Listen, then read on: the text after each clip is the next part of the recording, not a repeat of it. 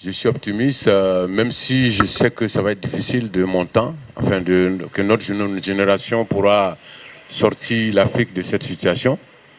Mais je pense que je suis optimiste. Nous avançons doucement. Vous savez, quand vous regardez l'histoire des États-Unis ou la France, les choses ne sont pas venues comme ça d'un coup. Il a fallu du temps.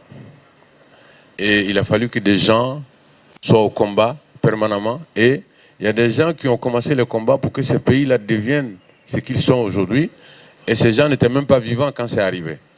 Et c'est le cas pour la lutte contre le combat contre l'esclavage. C'est le cas pour le combat contre la colonisation. Il y a des gens qui ont lutté contre la colonisation, qui ont été humiliés. Il y en a qui ont été même... voilà. Et ils n'étaient pas là quand nous avons eu le résultat, en fait, quand les pays africains ont eu l'indépendance. Donc, moi, je pense que ce qui est important, c'est de continuer le combat, ne pas baisser les bras, ne pas relâcher. Il ne faut pas relâcher et il faut qu'on arrive à mettre le combat à un niveau de telle sorte que les futures générations viennent continuer, rester les yeux ouverts et savoir que nous devons absolument atteindre la création des États-Unis d'Afrique. Sinon, on ne sert à rien. Les gens vont continuer à piller nos richesses. Ils vont continuer à nous manipuler. Chaque fois qu'on aura un leader qui aura envie de faire des choses pour son peuple, alors Babylone va passer par un opposant et puis nous-mêmes on va se lever, on va continuer à nous bagarrer comme ça. Et on ne gagnera pas. Donc ce n'est pas normal que l'Afrique se trouve dans cette situation. Moi je suis convaincu que peut-être dans 200 ans, aujourd'hui, les gens nous refusent le visa pour aller là-bas. Je pense que c'est nous qui allons refuser le visa. Maintenant, notre gros problème, c'est la division dans nos pays. Parce qu'en réalité, c'est le peuple qui a le pouvoir.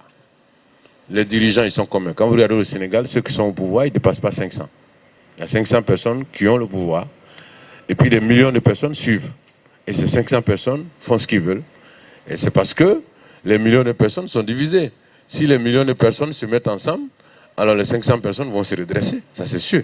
Et c'est la même chose dans tous les pays. Et je pense que le peuple africain ne sait pas que c'est lui qui a le pouvoir et c'est un gros problème. Et quand je dis le peuple a le pouvoir, c'est le peuple uni qui a le pouvoir. Quand le peuple est divisé, il est manipulable, on peut l'utiliser, on peut tout faire avec lui. Mais quand il est ensemble, alors on ne peut pas le manipuler. C'est vrai que même en Occident, les gens sont en difficulté, mais si vous êtes en France, que vous touchez à la santé, à l'emploi, à la retraite, ou en tout cas tout ce qui concerne tout le monde, mais les gens, ils oublient les partis politiques, ils oublient les régions, ils oublient tout, ils se mettent ensemble pour aller mener ce combat-là. Et je pense que c'est ce qui nous manque en Afrique.